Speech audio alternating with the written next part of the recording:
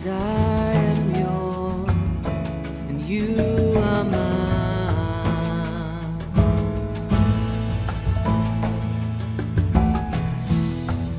'Cause I am yours and you are mine. You are mine.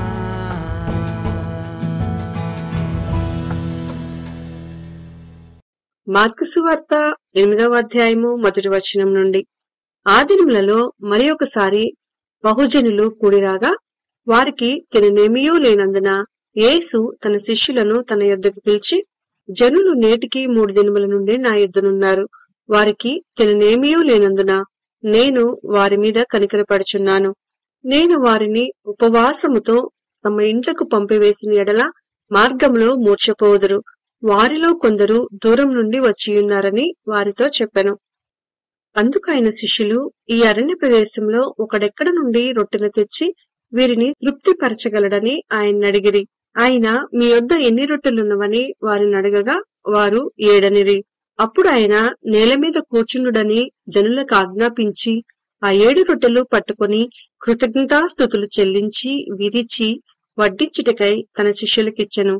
వారు జనసమూహమునకు వడ్డించిరి. కొన్ని చిన్న చేపలు కూడా వారి యొద్దనుండగా ఆయన ఆశీర్వదించి వాటిని కూడా వడ్డించుడని చెప్పెను. వారు భోజనము చేసి తృప్తి పొందిన మీదట మిగిలిన ముక్కలు 7 గంపల నిండా ఎత్తిరి. భోజనము చేసిన వారు ఇంచుమించు 4,000 మంది. వారిని పంపివేసిన వెంటనే ఆయన తన శిష్యులతో కూడా దోణి ఎక్కి దల్మనూత ప్రాంతములకు వచ్చెను.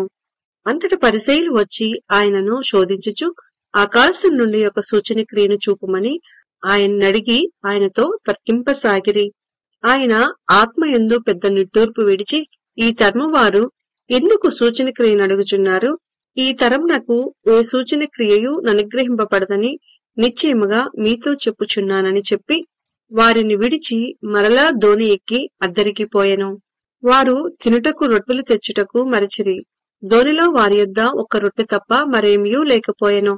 ఆయన చూచుకొనుడి, పరిసయ్యుల పులిసిన పిండిని గూర్చియు హేరోదు పులిసిన పిండిని గూర్చియు జాగ్రత్త పడుడని వారిని హెచ్చరింపగా వారు తమ యొద్ద రొట్టెలు లేవే అని తమలో తాము ఆలోచించుకొనిరి. యేసు అది ఎరిగి, మన యొద్ద రొట్టెలు లేవని మీరెందుకు ఆలోచించుకొనుచున్నారు?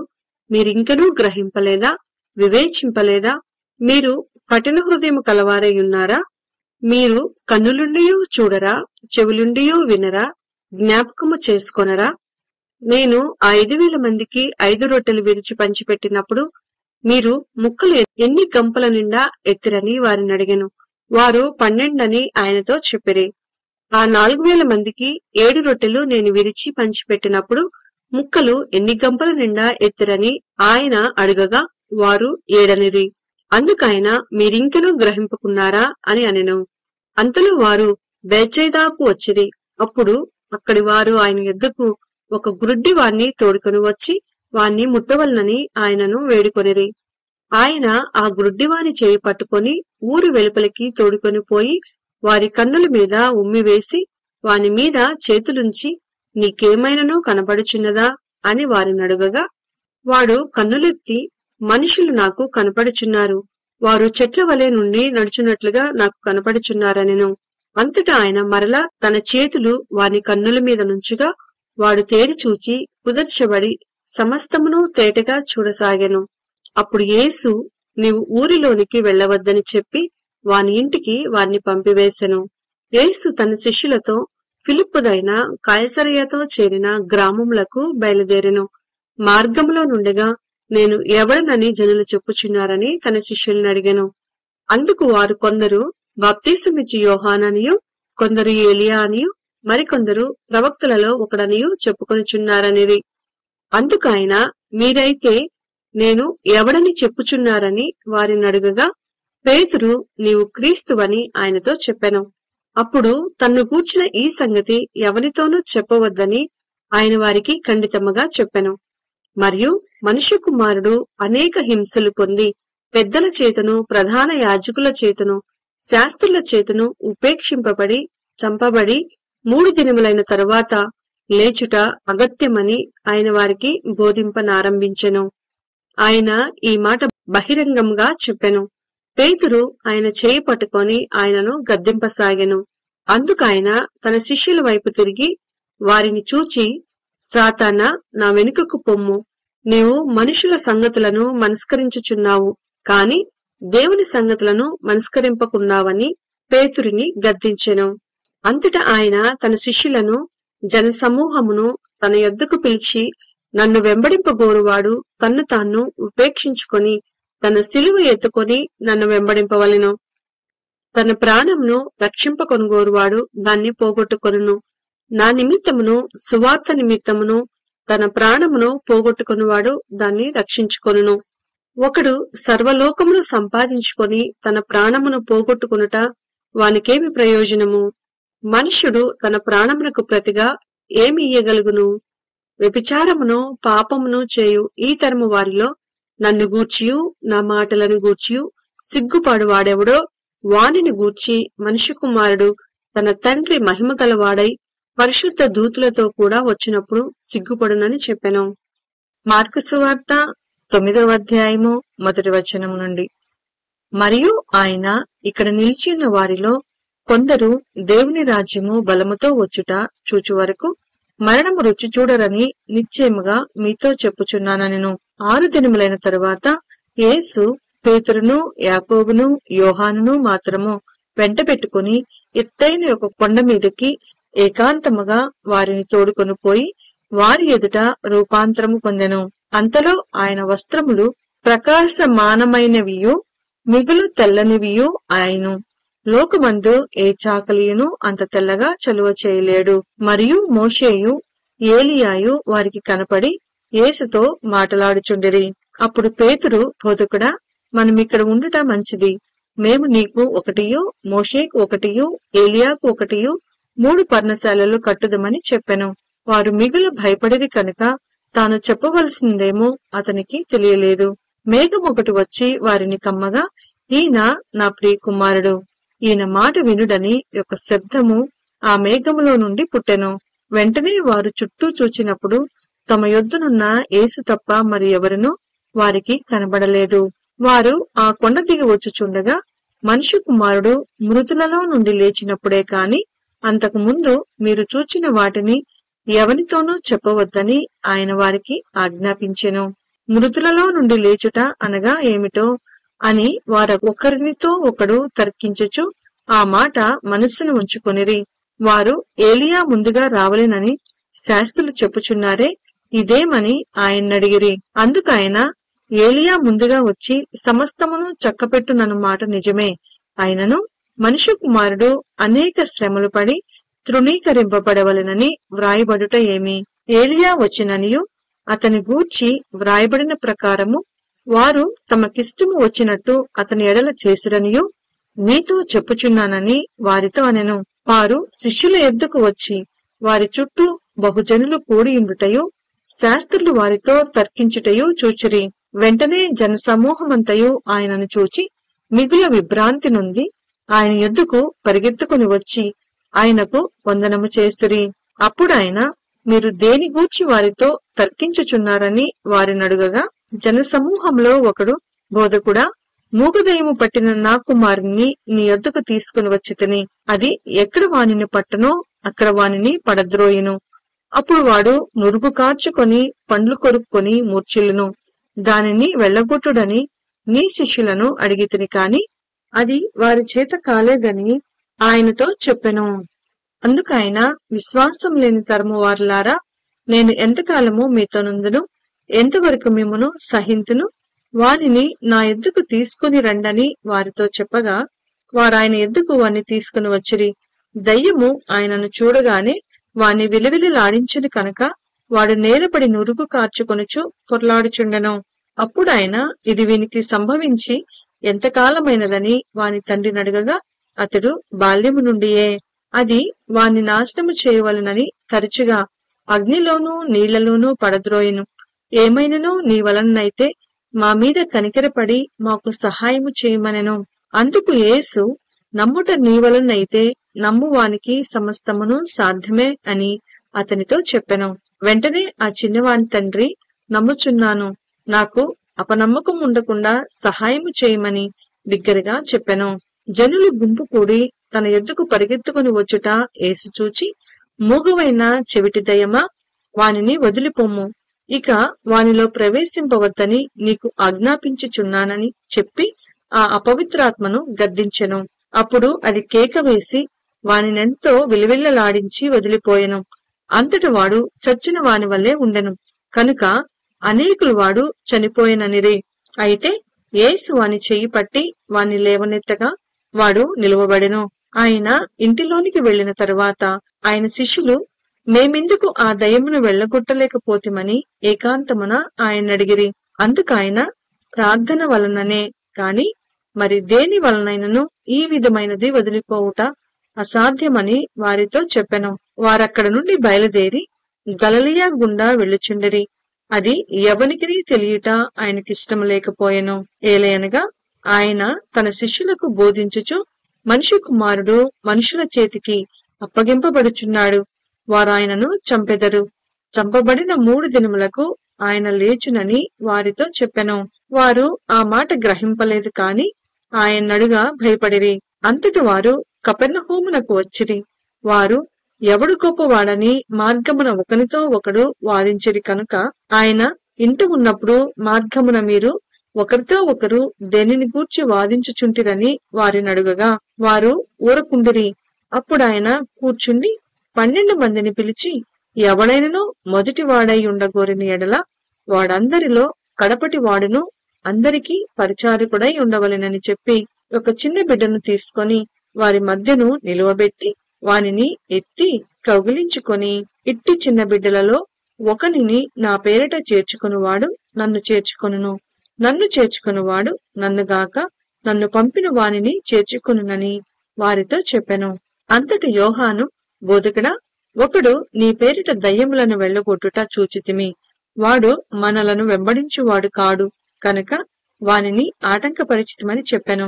అందుకు యేసు, వానిని ఆటంకపరచకుడి, నా పేరిట అద్భుతములు చేసి నన్ను చులకనగా నిందింపగల వాడెవడునూ లేడు.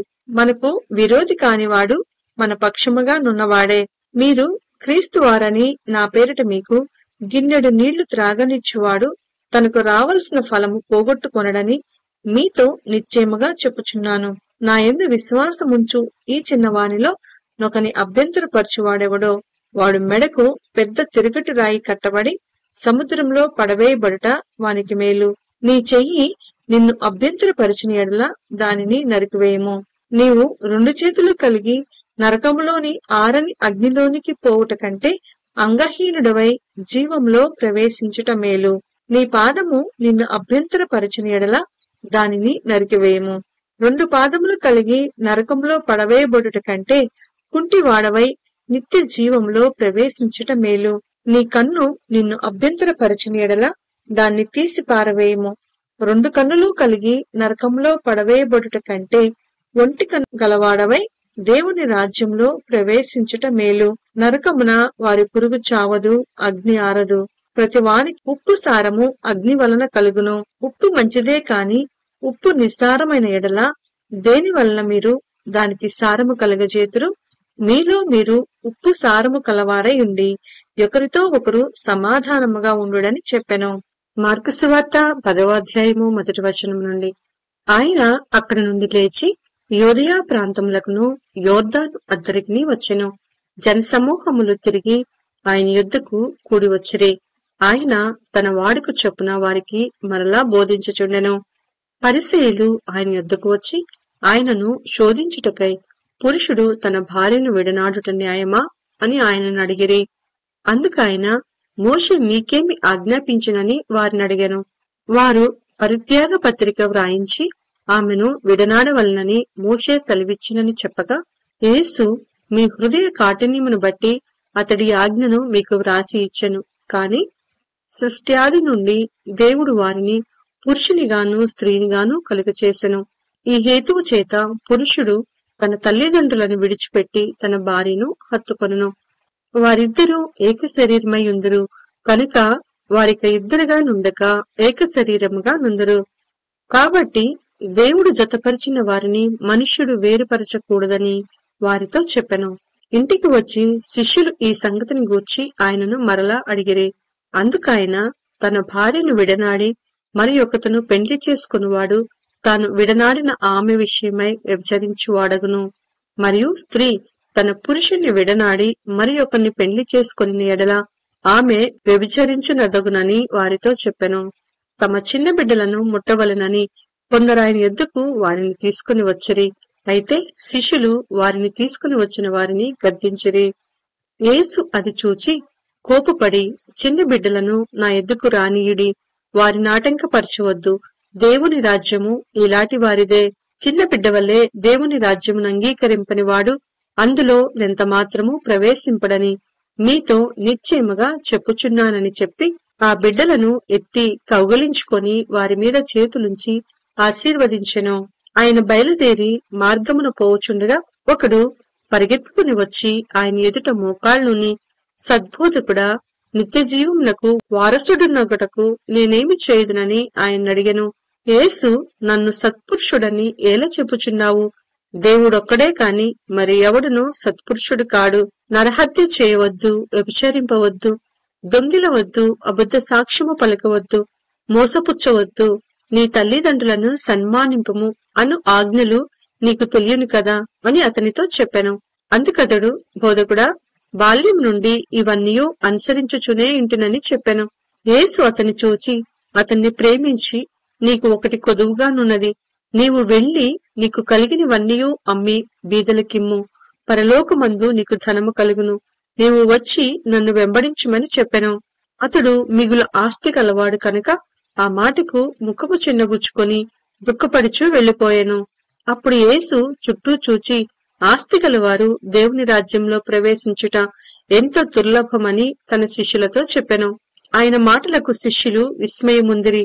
అందుకు యేసు తిరిగి వారితో ఇట్లనెను, పిల్లలారా, తమ ఆస్తి యందు నమ్మిక ఇంచువారు దేవుని రాజ్యంలో ప్రవేశించుట ఎంతో దుర్లభము. ధనవంతుడు దేవుని రాజ్యంలో ప్రవేశించుట కంటే ఒంటె సూదిబెజ్యంలో దూరుట సులభము. అందుకు వారు అత్యధికంగా ఆశ్చర్యపడి, అట్లయితే ఎవడు రక్షణ పొందగలడని ఆయన్నడిగిరి. యేసు వారిని చూచి, ఇది మనుషులకు అసాధ్యమే కాని దేవునికి సాధ్యము కాదు, దేవునికి సమస్తమును సాధ్యమే అనెను. పేతురు, ఇదిగో మేము సమస్తమును విడిచిపెట్టి నిన్ను వెంబడించితిమని ఆయనతో చెప్పసాగెను. అందుకు యేసు ఇట్లనెను, నా నిమిత్తమును సువార్త నిమిత్తమును ఇంటినైనను, అన్నదమ్ములనైనను, అక్క చెల్లెండ్రనైనను, తల్లిదండ్రులనైనను, పిల్లలనైనను, భూములనైనను విడిచినవాడు ఇప్పుడు ఇహమందు హింసలతో పాటు నూరంతులుగా ఇండ్లను, అన్నాదమ్ములను, అక్కాచెండ్లను, తల్లులను, పిల్లలను, భూములను, రాబోవు లోకమందు నిత్య జీవమును పొందునని మీతో నిశ్చయముగా చెప్పుచున్నాను.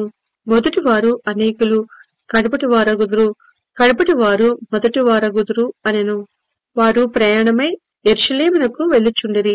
యేసు వారికి ముందు నడుచుచుండగా వారు విస్మయముందిరి, వెంబడించువారు భయపడిరి. అప్పుడు ఆయన మరలా 12 శిష్యులను పిలుచుకొని తనకు సంభవింపబో వాటిని వారికి తెలియచెప్పనారంభించి, ఇదిగో మనము యెరూషలేమునకు వెళ్ళుచున్నాము. మనుష్య కుమారుడు ప్రధాన యాజకులకును శాస్త్రులకును అప్పగింపబడును. వారాయనకు మరణశిక్ష విధించి ఆయనను అన్యజనులకు అప్పగించెదరు. వారు ఆయనను అపహసించి ఆయన మీద ఉమ్మి వేసి కొరడాలతో ఆయనను కొట్టి చంపెదరు. 3 దినములైన తరువాత ఆయన తిరిగి లేచినని చెప్పెను.